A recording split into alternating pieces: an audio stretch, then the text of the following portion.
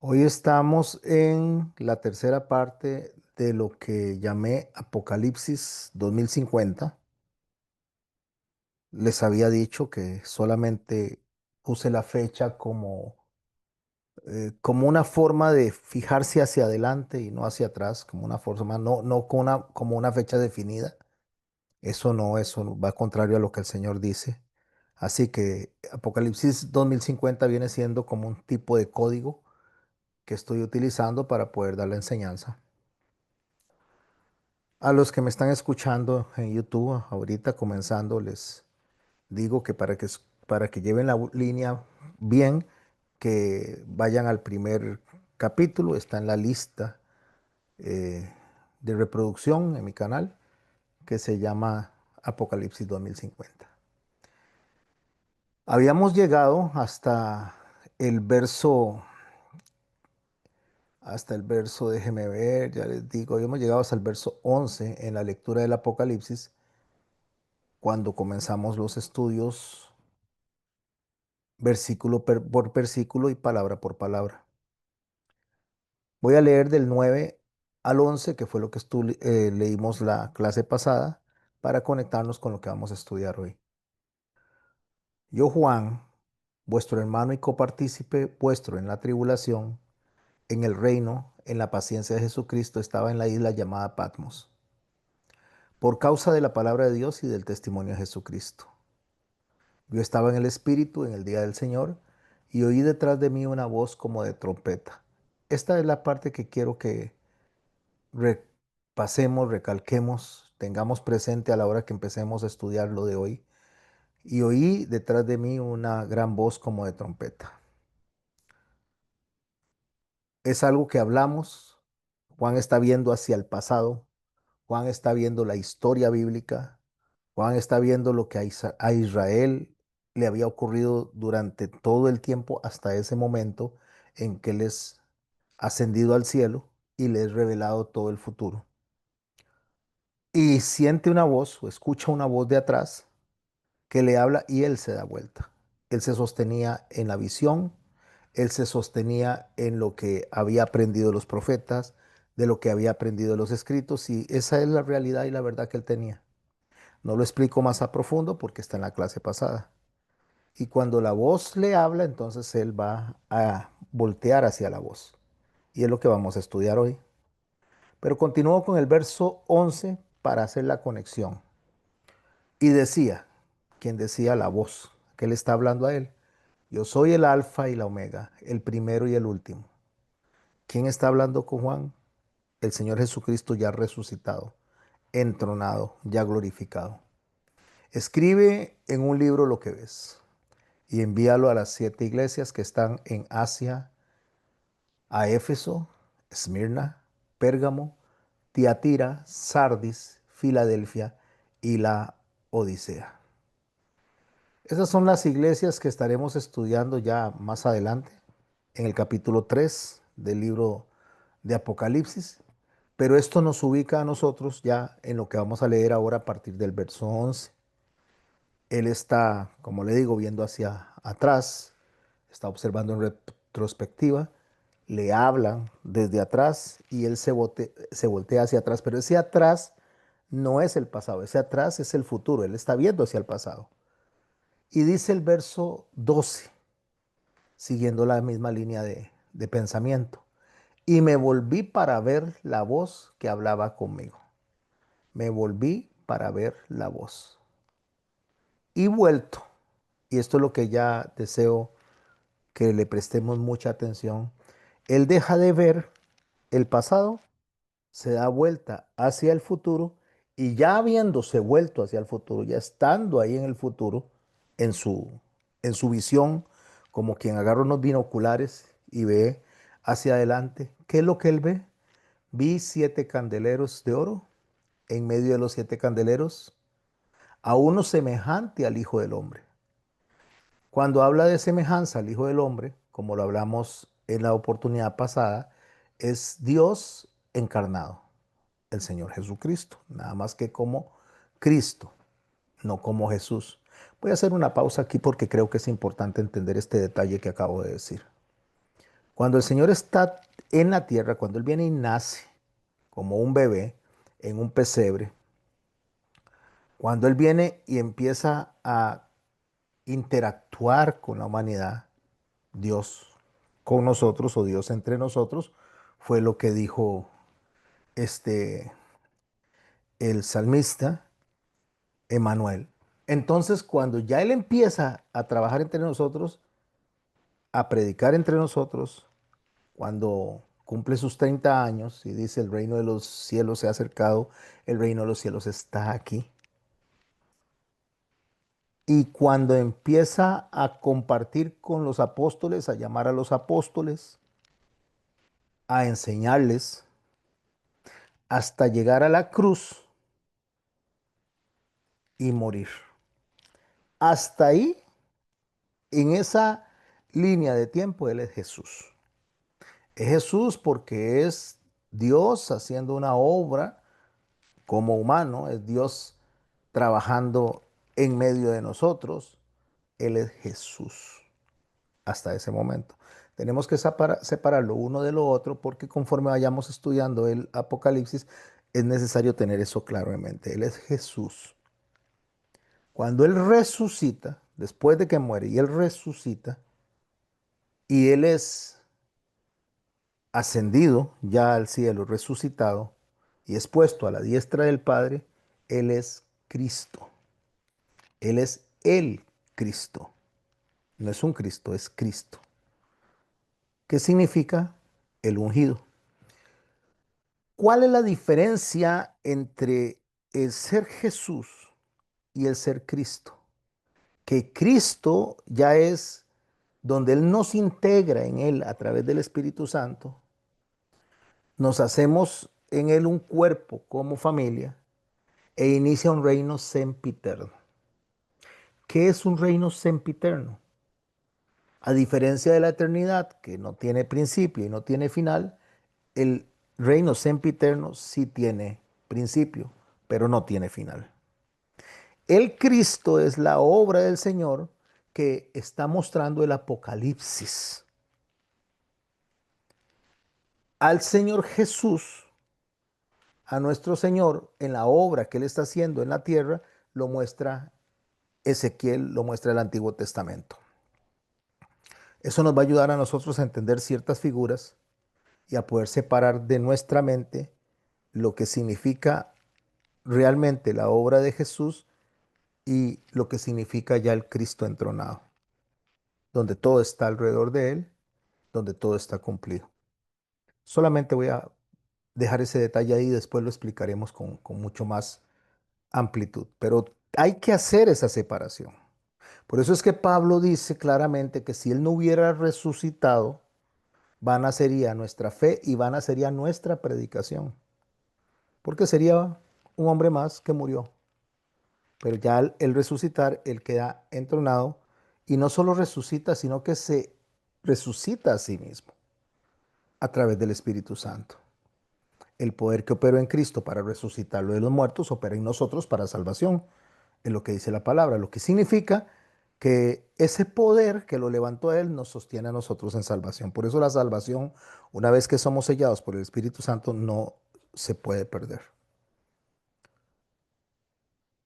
Y eso que está haciendo Juan de ver de atrás y empezar a ver hacia adelante y vuelto, vi 7 candeleros de oro y en medio de los 7 candeleros a uno semejante al Hijo del Hombre.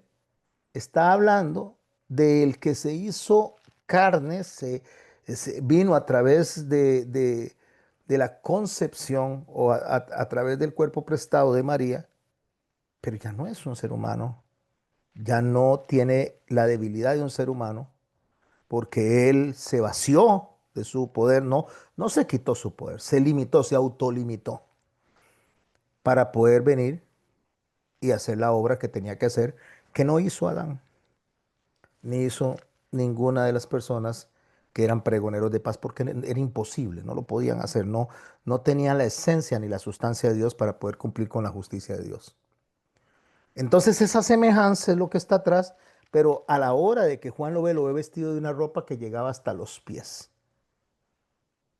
Esto indica majestad, eso indica cobertura, ahorita lo voy a profundizar un poco más, y ceñido por el pecho con un cinto de oro. Ceñido es atado, eso es ceñido. Un cinto de oro es como un cordoncito de puro oro, es atado, amarrado. El atarse, el cinto significa obediencia y el cinto de oro significa obediencia perfecta, obediencia sacerdotal, obediencia de la majestad de Dios. Todo, todo lo que nosotros vamos a ver, cada figura, cada símbolo, cada cosa que se presenta, la vamos a ir explicando. Le decía yo a los hermanos antes de que iniciara con esta grabación que no sé cómo voy a hacer con el libro de Apocalipsis 2050. Muy probablemente tenga que escribirlo en 2 o 3 tomos, tal vez del capítulo 1 al capítulo 10 y después del capítulo 10 al capítulo 20 o dividirlo un poco más, que es el legado que yo espero Dios me permita dejar. Porque nosotros nos estamos profundizando no solamente en el estudio de los últimos tiempos, sino profundizarnos a conocer la persona de Cristo en este estudio, pero desde todas las áreas, desde todos los enfoques. La clase pasada vimos entonces, como les dije, que Juan se dio vuelta. Ahora ya empieza a mencionarnos un poco más de detalle. Está enfatizando esa revelación que él está teniendo ya frente a frente con el Cristo. Por eso quise explicar lo de Jesús. Está frente al Cristo. Porque cuando Dios nos revela algo a nosotros, Dios no nos lo revela solamente porque lo sepamos en nuestra gnosis, lo manejemos en nuestro intelecto, porque sea parte de nuestra experiencia de vida. Dios dice que Él nos revela cosas grandes y ocultas a través del Espíritu Santo, por supuesto. Y estas revelaciones que Dios nos hace a nosotros viene de donde menos esperamos. Eso es lo que le está pasando a Juan. Entonces él se voltea, ve a Jesús en medio de los 7 candeleros, que más adelante vamos a ver que el texto lo identifica como las 7 iglesias. Y recuerden que dije que no es que existían solo esas 7 iglesias, ni tampoco habían sido fundadas por Juan. Pero es lo que él usa, lo que el Señor usa para que nos sirva de ilustración a nosotros para poder conocer en el tiempo el carácter de la iglesia y nuestro carácter de manera individual. Pero no es casual que se vea a Jesús, el Cristo, el resucitado, el entronado, el Jesucristo, a distancia. Él no está a distancia, Él está cercano. Él está en medio del pueblo. ¿Por qué no tenemos que tener eso por menos?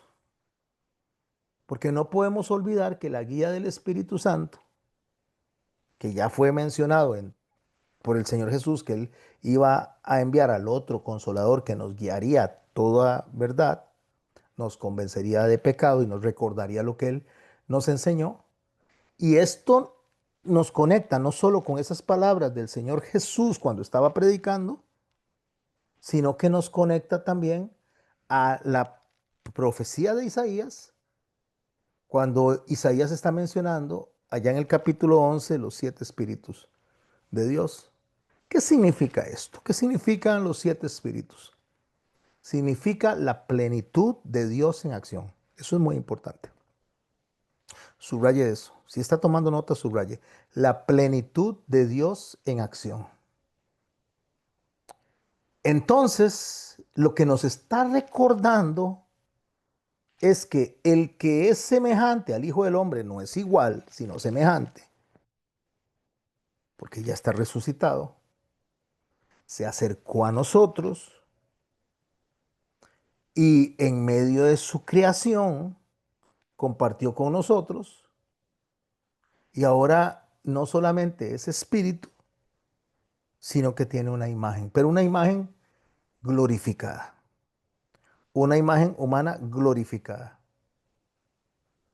Se viste, que es lo que está viendo Juan y es lo que nos conecta a Isaías.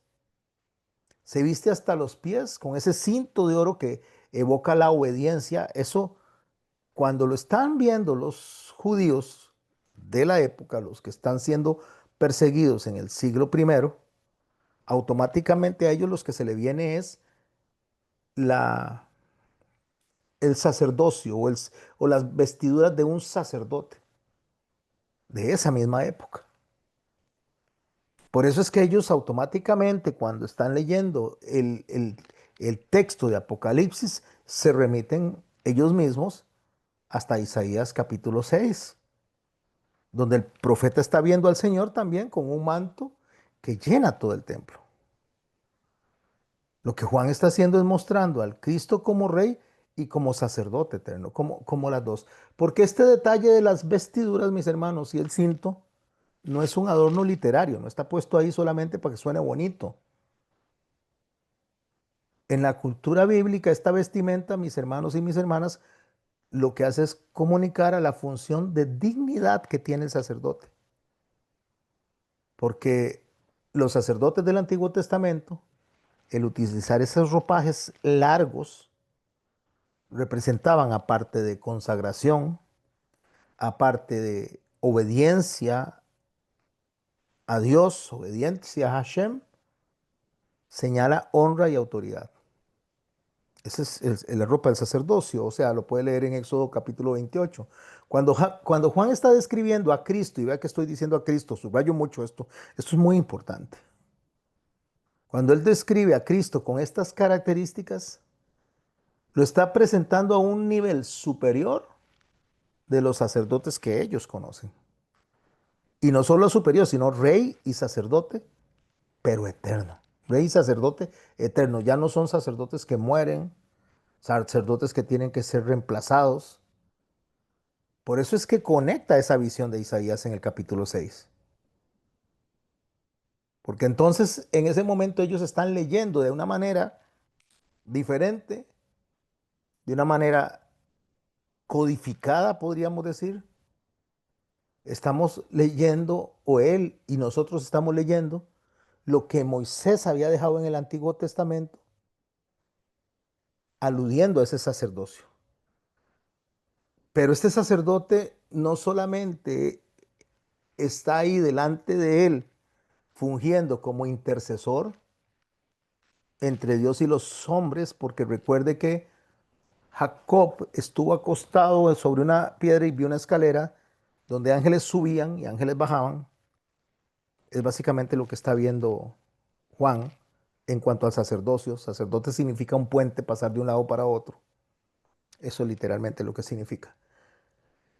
Y los ángeles que suben por la escalera de Jacob y bajan es igual un mensaje que sube, un mensaje que baja, pero ahí el cumplimiento perfecto está en el intercesor.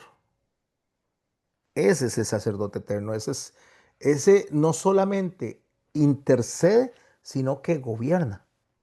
Por eso es que Él es rey y sacerdote. Gobierna. Y la gloria con la que gobierna está llenando toda la tierra. Eso lo agarramos y lo conectamos con Isaías capítulo 6. Les recomiendo leerlo.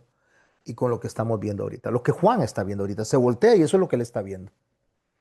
Para cualquier lector que conozca de sacerdocio, que conozca de la Torá en ese primer siglo, esto que está viendo es significativo.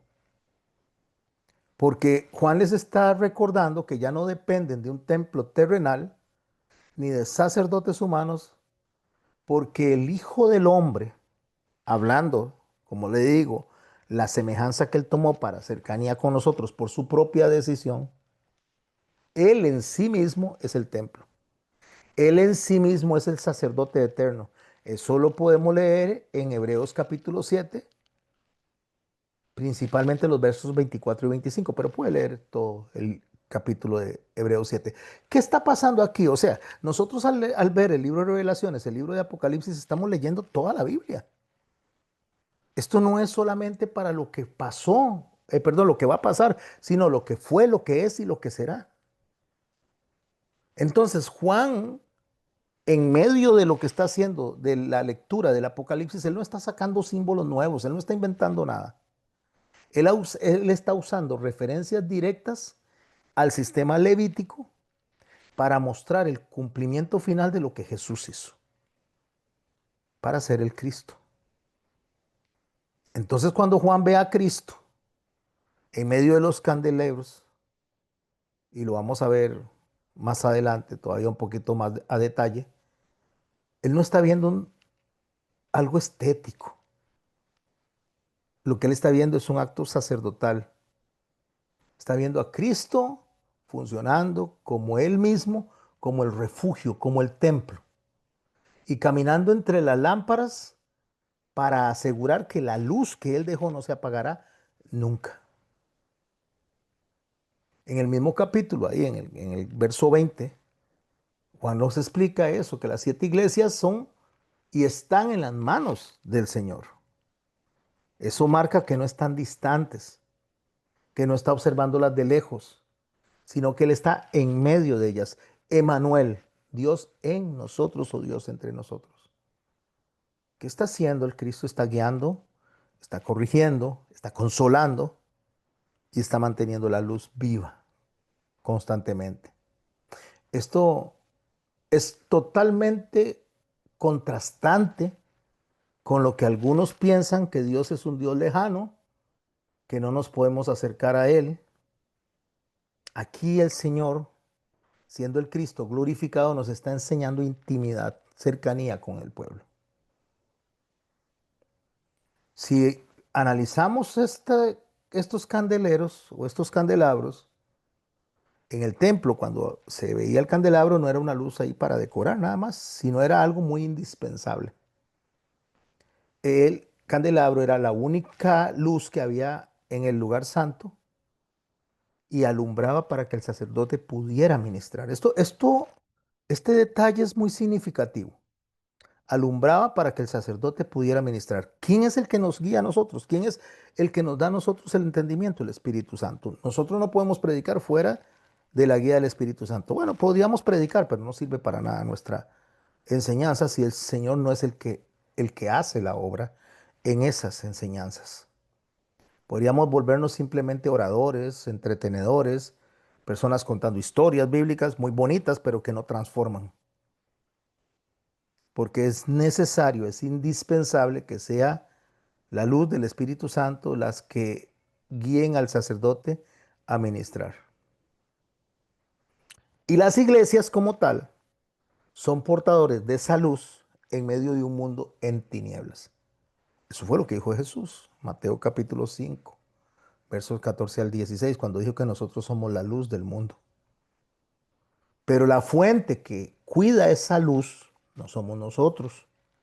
Nosotros cuando decimos somos la luz, reflejamos la luz, porque la luz es Cristo, Cristo mismo.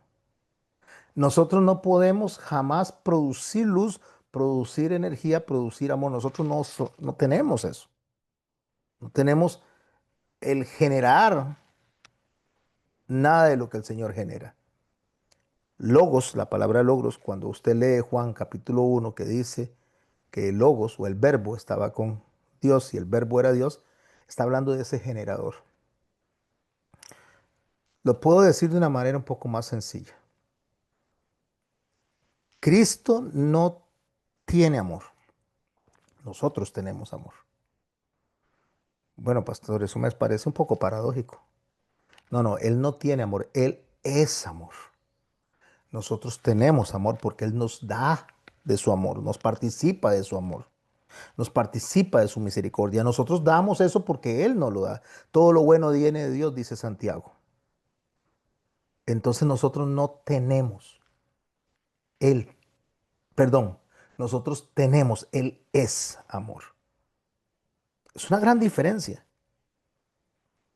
De hecho, cuando Jesús va caminando con los discípulos en una de las historias que están descritas en los evangelios, hay una mujer que se le acerca a él de manera este, escondida, tratando de que no la vieran. Tenía 12 años de tener un flujo de sangre que no se le detenía. Había visitado muchísimos médicos, dice la palabra del Señor, y no la habían sanado. Entonces ella dice, bueno, si tocare aunque sea el borde de su manto, seré salva. Pero ese no es el detalle que quiero rescatar para darle sentido a lo que estamos estudiando hoy. Y debemos de estudiar con paciencia, mis hermanos, porque nos va a tomar mucho tiempo de un verso a otro. Cuando ella se acerca y toca el borde del manto, el Señor dice, alguien me ha tocado porque poder ha salido de mí. Esto nos enseña a nosotros que el poder no está en Él, sino que Él es poder. Como el amor no está en Él, sino Él es amor. Él es el que genera eso. De Él sale de manera automática. Él nos ama, Él tiene misericordia, Él está en el favor de nosotros porque es natural en Él. Entonces, cuando habla de los 7 candeleros, que 7 es el número perfecto, y cada candelero tiene 7 lámparas, las veremos más adelante, voy a detallar y definir qué significa cada lámpara, cada manzanita que está ahí, bueno, no son manzanas, son almendros, pero cada poste, el aceite, todo lo vamos a aprender. Este código 2050 de Apocalipsis que Dios puso en mi corazón, cuando ustedes adquieran la obra, ya sean un tomo, 2 o 3 tomos, les va a dar a ustedes un material exquisito de consulta. Y si la internet se va, si se les va, si somos eh, censurados, el material físico les va a ayudar a tenerlo ahí. Entonces, estos 7 candeleros están apuntando a la totalidad de la perfección. O sea, está apuntando a que la perfección es completa. Pero no solo en las 7 iglesias de Asia, sino en la iglesia de todas las épocas. La perfección de Dios es completa a través de Cristo en todas las iglesias, incluyéndonos a nosotros. Y vea que subrayo la perfección de Dios. Nosotros no somos perfectos. Dios nos hace perfectos. Déjeme explicar de una manera rápida. Como le digo, voy a estar yendo al Antiguo Testamento, eso estamos haciendo, pero déjeme explicarlo de una manera rápida. En el tabernáculo está el arca de la alianza.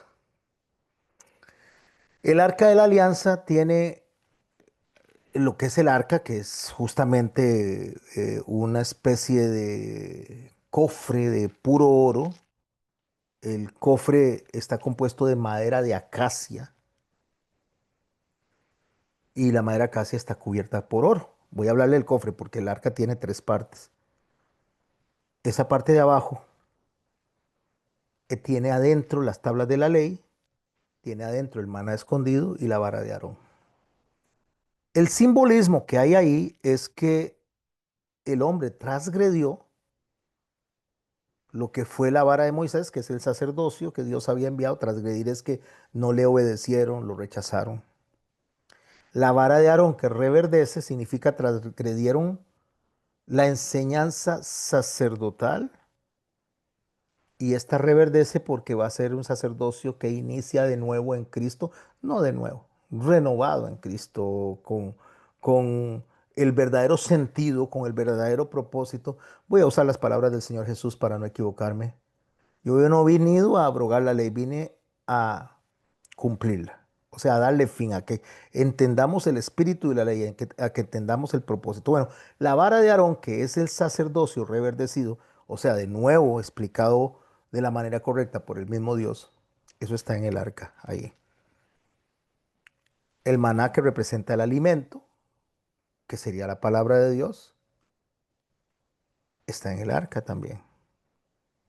Y las tablas de la ley, que fue la transgresión que se hizo a lo que Dios nos mandó como humanidad a respetar su ley, sus mandamientos. Yo no vine a abrogar la ley, dijo él. No, en ningún momento la palabra de Dios dice que Dios vino a que la ley dejara de cumplirse. Lo hemos dicho muchas veces. Al día de hoy, amar a Dios es un mandamiento y también aplica antes como ahora, no adulterar, no robar, no mentir, no murmurar, no levantar falso testimonio, todo eso aplica. Al igual que aplicaba antes, aplica ahora. Él vino a darle el verdadero sentido. Eso está en el arca.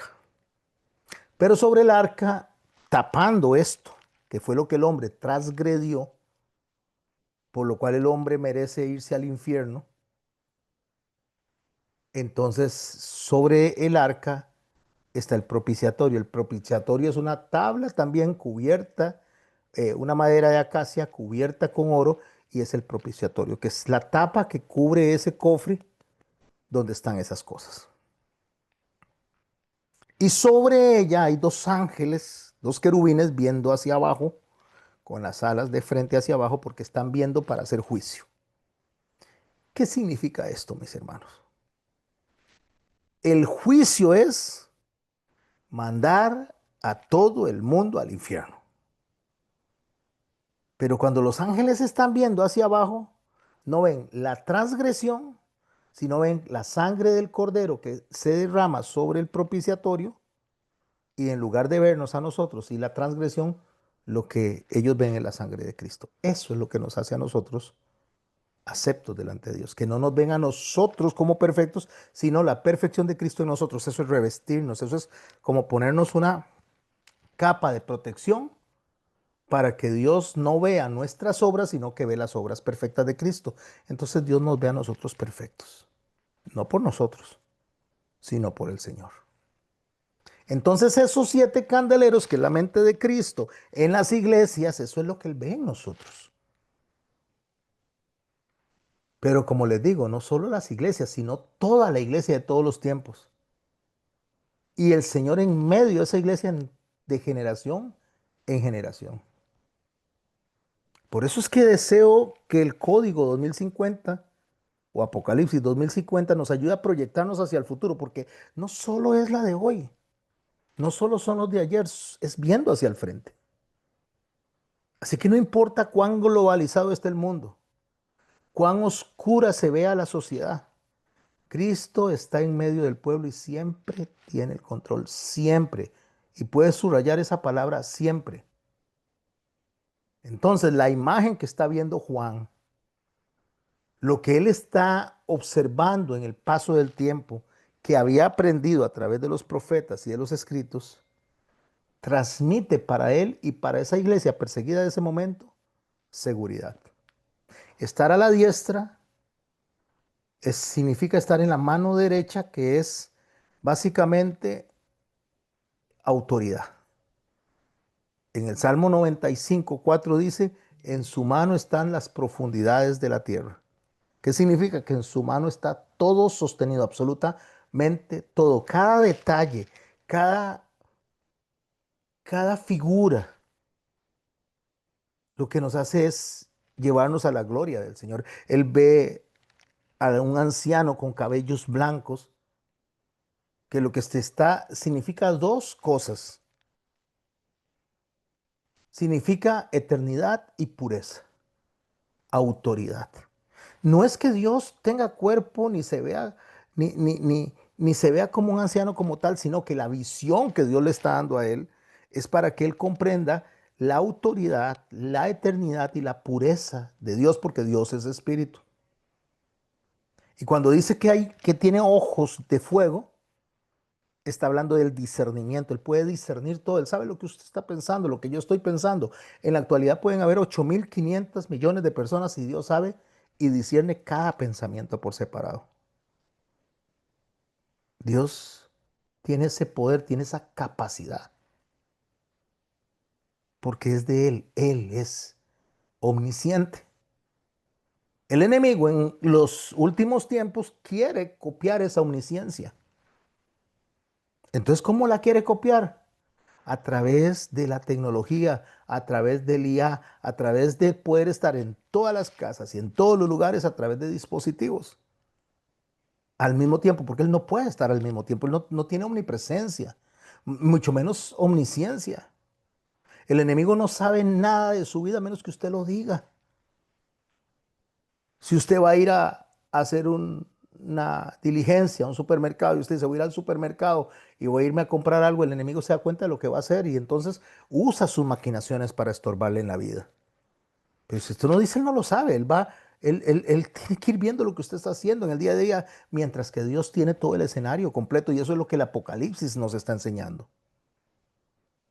Y Juan ve en esas figuras, también ve pies de bronce en el que está viendo él. Y el bronce significa sufrimiento. Sufrimiento por un juicio que ha caído sobre el Cordero. Por un juicio que ha caído sobre Jesús para que tuviera que morir y resucitar para poder pagar la satisfacción de la justicia de Dios. Es un juicio firme, es un sufrimiento, pero la diferencia es que Juan lo está viendo como bronce pulido, o sea, sufrimiento al máximo. Y ahora vamos a llegar a eso si nos da tiempo. Juan lo que está viendo es, ve hacia atrás y ve sufrimiento al máximo. ¿Sabe qué está viendo Juan en retrospectiva? Isaías capítulo 53, y él lo está explicando y todos lo están entendiendo. Y cuando él ve muchas aguas, o la voz como de muchas aguas, como de trueno, está hablando de autoridad imponente.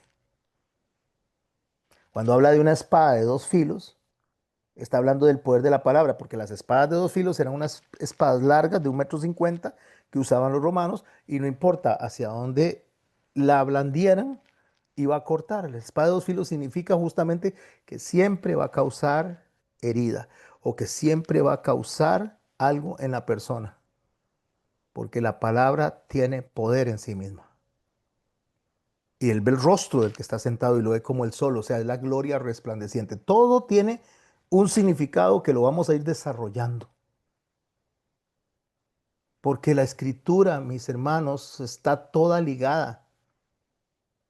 El altar de bronce del tabernáculo, cuando usted lo leen allá en Éxodo capítulo 27, versos 1 al 8, ahí se ofrecían los sacrificios por el pecado. Ahí cada animal que era quemado representaba ese sufrimiento, esa expiación del Señor Jesucristo en el desierto, cuando en Números capítulo 21, si no me equivoco, versos 8 y 9,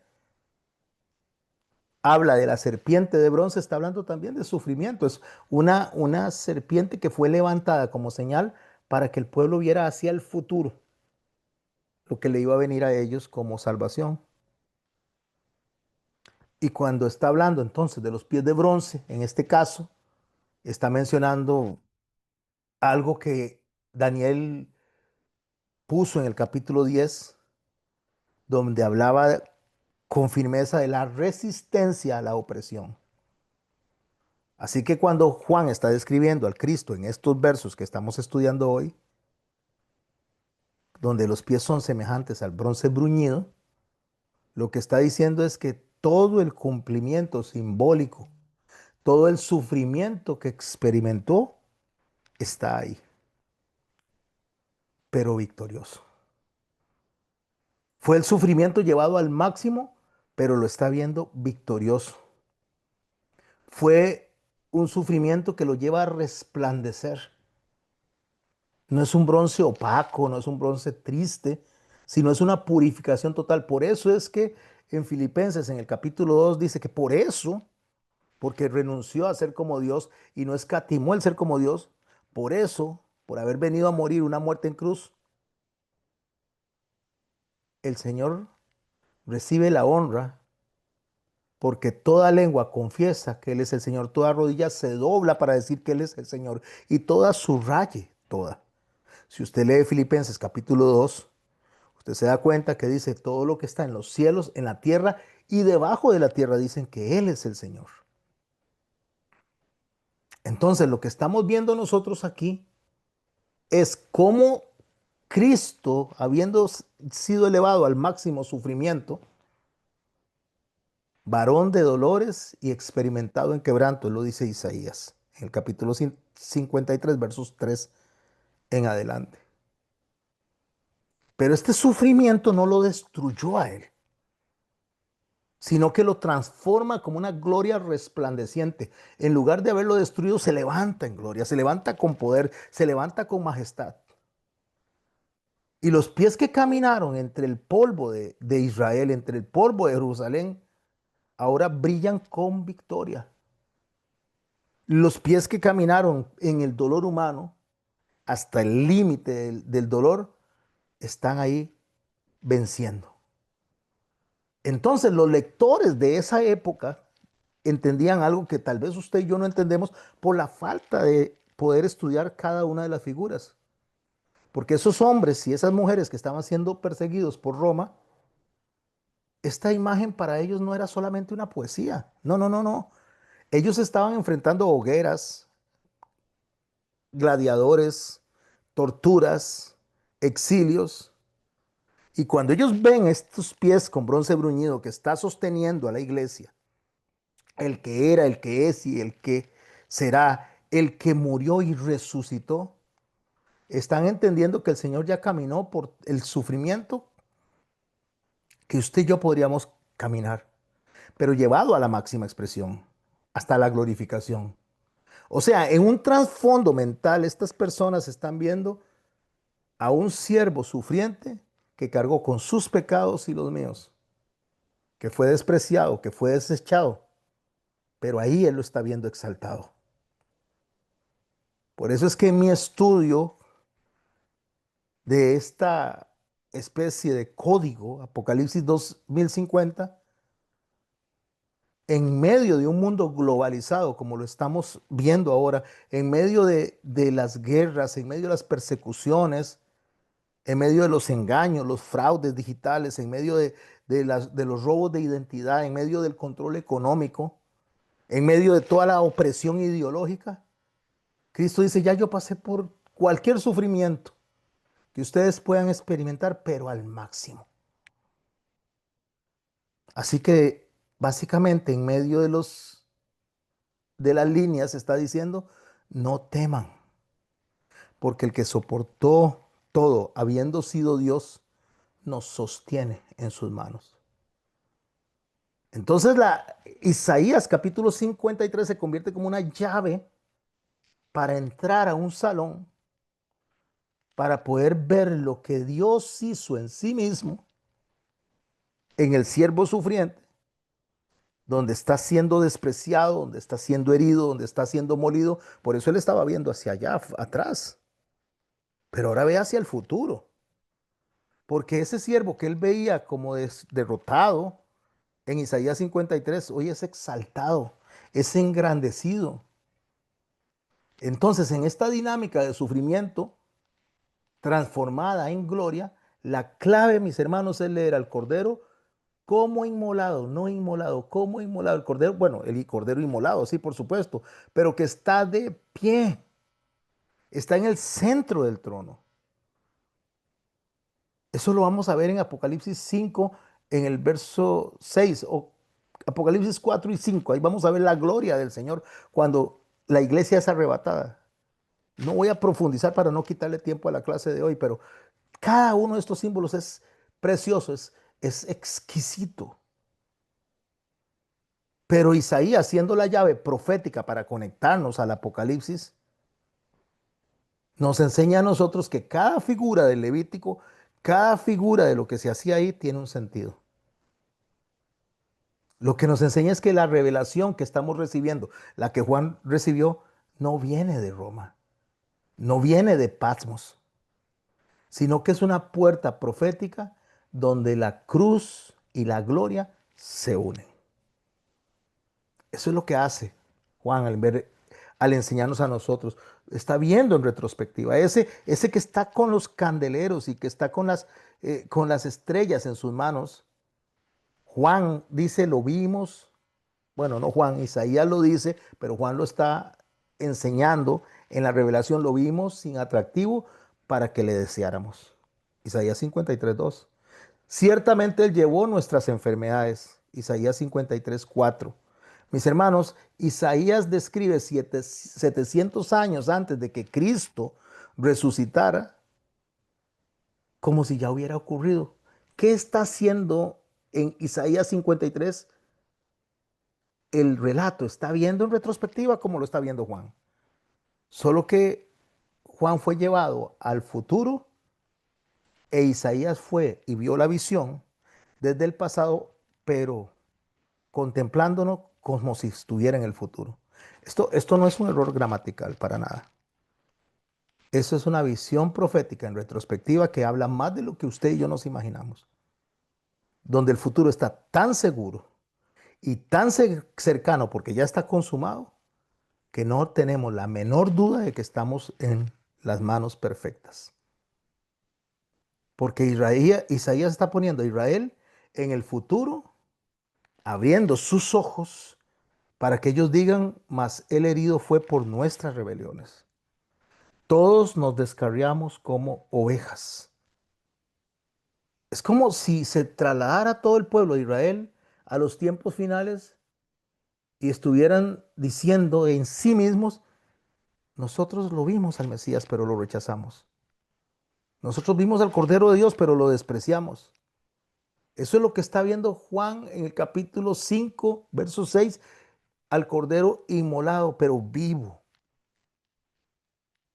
Lo que hace es conectarnos con la cruz, con el trono y con la consumación del reino. Eso es lo que hace el libro de Isaías. Perdón, el libro de Apocalipsis. Por eso es que les digo que Isaías es la llave profética, la llave para entrar, abrir y entender justamente lo que estamos leyendo en los últimos tiempos. El Mesías rechazado, como si lo hubieran visto. Israel arrepentido por haberlo crucificado, pero en las visiones de Apocalipsis. Por eso ellos están leyendo todas las escrituras. Es lo que el Señor dijo, escudriñen en las escrituras. Ustedes piensan que ahí hay salvación, pero ellas hablan de mí. Es lo que le está diciendo es, no, ahí no hay salvación. Ellas hablan de mí. Ellas anuncian al que sí es salvación. Usted puede saber las escrituras a la perfección. Yo me las puedo saber, pero no ser salvos por lo que sabemos. Porque hay gente que se va a ir al infierno con el intelecto lleno de información, pero no con, nunca con un corazón transformado. Pero cuando nosotros entendemos la posición que está tomando Isaías y la posición que está tomando Juan, cuando Isaías dice, le vimos, no es un recuerdo histórico, mis hermanos, sino es una confesión futura de que el pueblo llega a abrir los ojos. Es lo que relata Pablo cuando dice que un día Israel será salvo. Después lo profundizaré. Siguiendo con el texto, leyéndolo, lo voy a leer para que nos vayamos ubicando y quedemos de cara a lo que vamos a leer el próximo lunes. Dice, su cabello y sus cabellos eran blancos como blanca lana, como nieve, sus ojos como llama de fuego y sus pies semejantes al bronce bruñido, refulgente como un horno y su voz como un estruendo de muchas aguas. Tenía a su diestra 7 estrellas y de su boca salía una espada aguda de 2 filos. Y su rostro era como el sol cuando resplandece en su fuerza. ¿Se da cuenta cómo lo está entendiendo ahora usted? Qué clarito. Le acabo de explicar el contexto. Le acabo de explicar las figuras. Y ahora usted lo está leyendo y usted dice, ¿cómo que esto es tan sencillo de entender? ¿Por qué? Porque cuando habla de rostro como el sol, está hablando de su propia gloria. El salmista lo dijo en el capítulo 84, en el Salmo 84, él dice en el verso 11, porque el sol y escudo es Jehová Dios. Cuando habla de la justicia del Mesías, está hablando Malaquías capítulo 4, verso 2, donde dice, mas a vosotros, los que teméis mi nombre, nacerá el sol de justicia. En el Salmo 27.1 dice, Jehová es mi luz y mi salvación. ¿Qué es lo que estamos leyendo nosotros en el Apocalipsis? Toda la Biblia.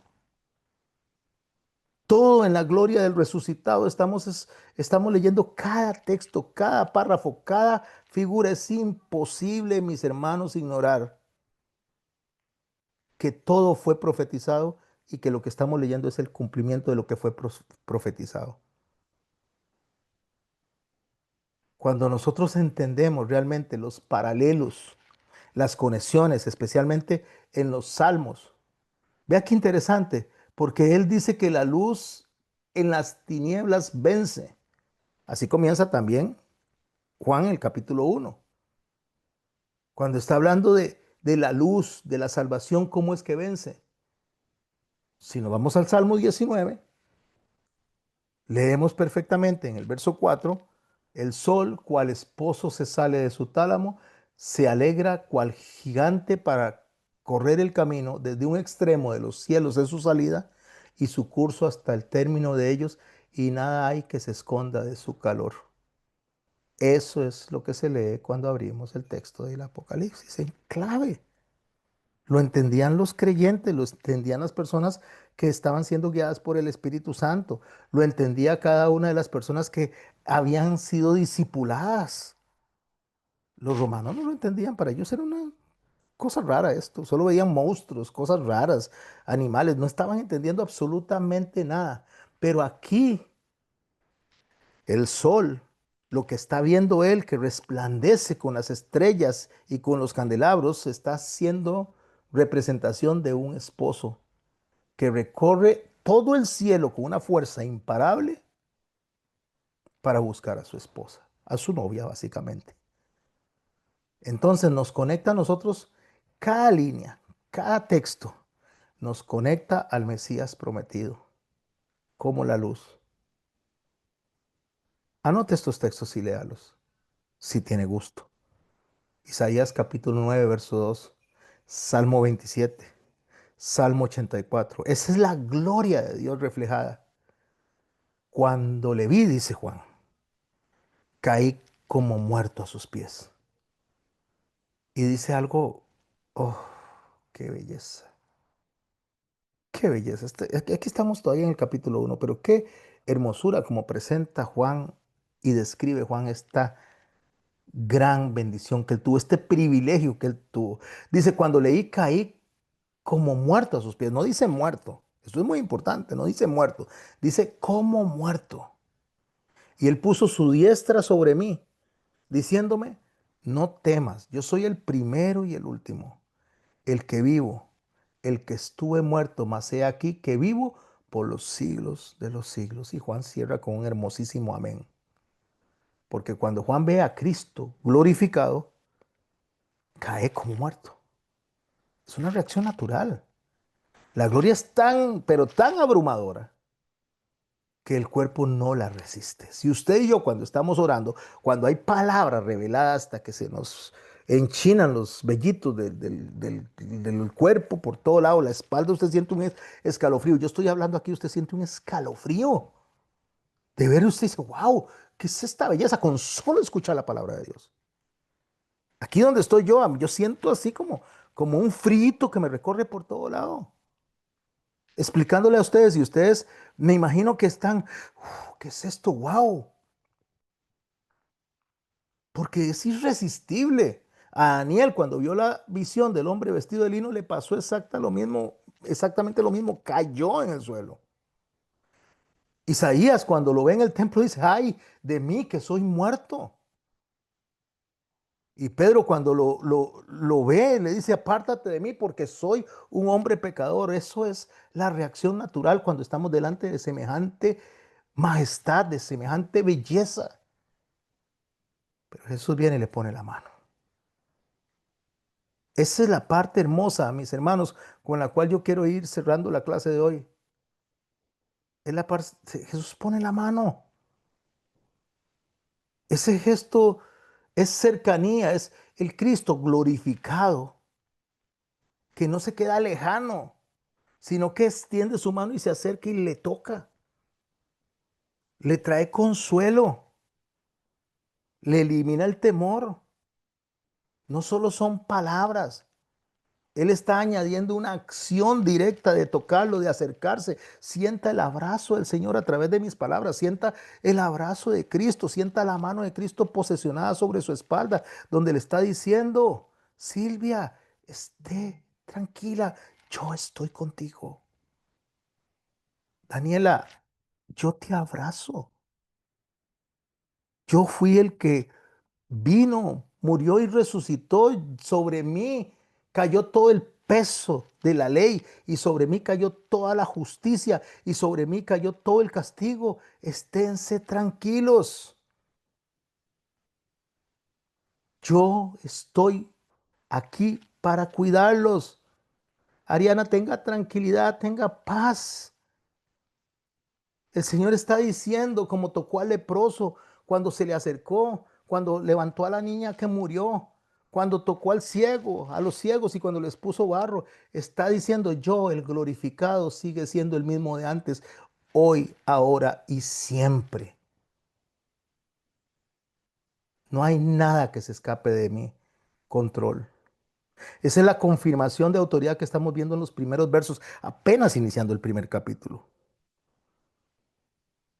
Lo que estamos viendo es lo que el libro transmite, lo que la profecía transmite, bendición, sanidad, autoridad, no es para asustarse.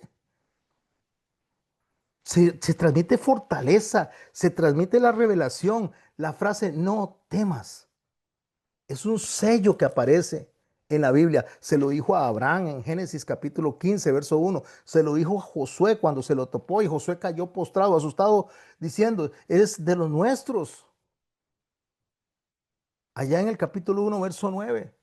Se lo dijo a Isaías cuando se confrontó con él y lo describe el capítulo 41 de Isaías. Se lo dijo a María cuando le dijo, no temas, porque has hallado gracia delante de Dios. Se lo dijo a los discípulos en la tormenta cuando estaban totalmente asustados, no teman. Siempre que aparece, Él aparece como un hermano, como el que enfrenta esa misión imposible, esa visión celestial que dice, ustedes no tienen la fuerza, pero yo tengo la fuerza. Usted no tiene el poder, pero yo tengo el poder. Claro, ante eso Juan cae de rodillas, pierde las fuerzas, pero Jesús le levanta, como lo hace con usted y lo hace conmigo. El Señor no nos trae a nosotros para dejarnos tirados en el suelo, muertos, llenos de miedo. No, Él nos levanta, nos fortalece y dice, levántese. Cuando Juan ve la gloria del Hijo del Hombre y cae como muerto, reacciona como cualquier ser humano, pero la majestad de Dios, la majestad divina le dice, no temas. No importa lo que estemos enfrentando, mis hermanos. El Apocalipsis fue escrito, el libro de Revelaciones fue escrito para que usted y yo, en medio de la globalización, en medio del alimento del miedo, las noticias que nos invaden en todo tiempo, las noticias de guerra, las amenazas económicas, las amenazas de virus, de enfermedades, los controles digitales, la propaganda, no importa lo que sea la herramienta que esté utilizando el enemigo para someternos a nosotros, el Cordero glorificado nos toca y nos dice, yo les doy vida, yo les doy paz, yo les doy fortaleza, no teman. No se queden tirados, yo vengo a levantarlos. Levante la cabeza, erguíos, dice el Señor. Cuando estas cosas empiecen a pasar, erguíos porque vuestra redención está cerca. El Señor no nos deja paralizados, el Señor nos levanta, nos moviliza, actívense. Actívense en medio de esta globalización. Actívense en medio de esta inseguridad. Actívense en esto que les quieren enseñar dependencia a lo económico, al mundo. Yo soy Dios, yo soy Jesucristo, yo soy el que era, el que es y el que será, el que estuve muerto y resucitó. No teman. Tengo las llaves de la muerte y del Hades. Escribe las cosas que has visto, las que son y las que han de ser después de estas. El misterio de las 7 estrellas que has visto a mi diestra y los 7 candeleros de oro. Las 7 estrellas son ángeles de las 7 iglesias y los 7 candeleros que has visto son las 7 iglesias. ¿Qué está diciendo el Señor para ir cerrando la clase de hoy? En el contexto está diciendo, yo tengo la llave, yo tengo la autoridad de todos los espacios. Yo tengo el poder. Yo tengo la autoridad sobre la vida y sobre la muerte.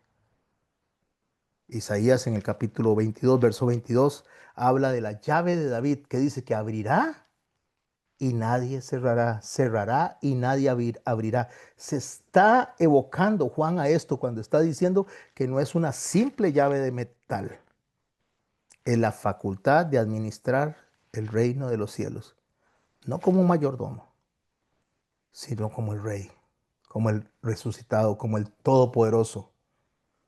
Ya no son hombres que andan con las llaves del templo dando accesos a lugares, ya no son objetos, símbolos.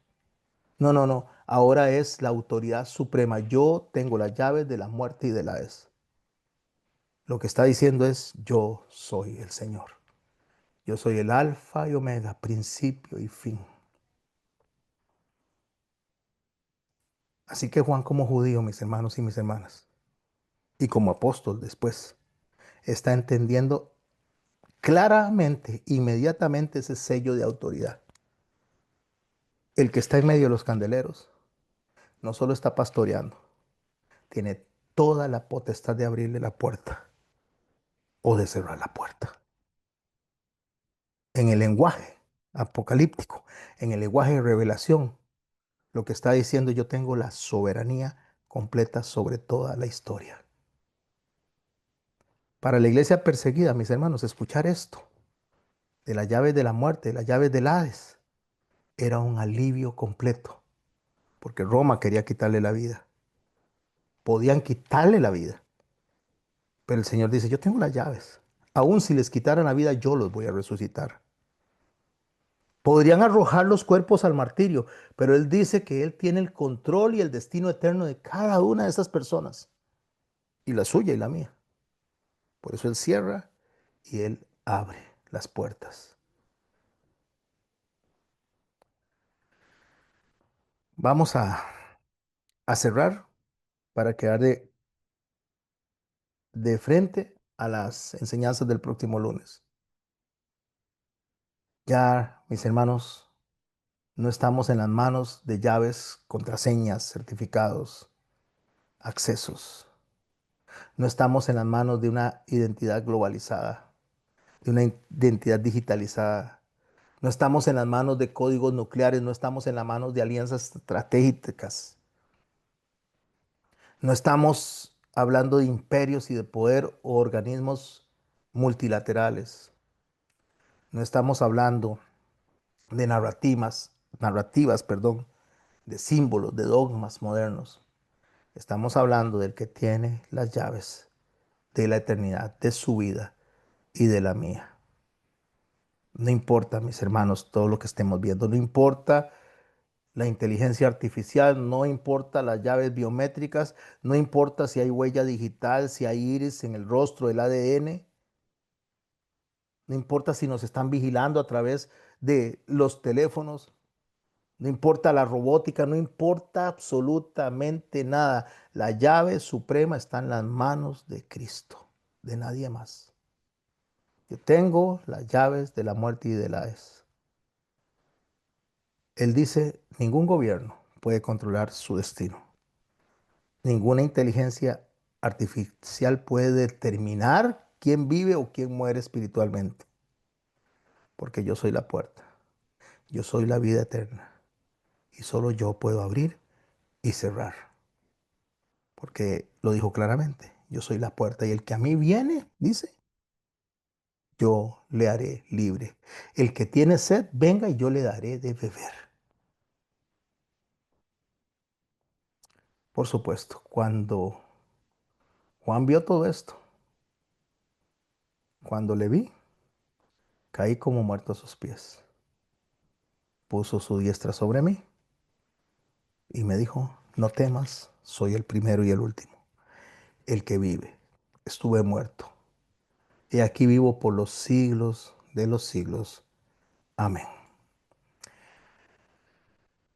Gracias a los que me están escuchando en YouTube. Vamos a entrar el próximo lunes al capítulo 2 al verso 1. Ahí vamos a empezar a hablar ya del contexto histórico a través de las iglesias. Empezaremos con la iglesia de Éfeso. No, la iglesia de Éfeso no, la iglesia en Éfeso. No se lo pierda. Síganos. Sígame. iba a ver cómo va a entender este libro de una manera tan hermosa como lo entendieron aquellas personas que estaban sufriendo. Y en medio del sufrimiento, lo único que hacían era levantar su cabeza y decir, Jesús, ven pronto. Esa era la seguridad que tenían. Dejo de grabar en este momento.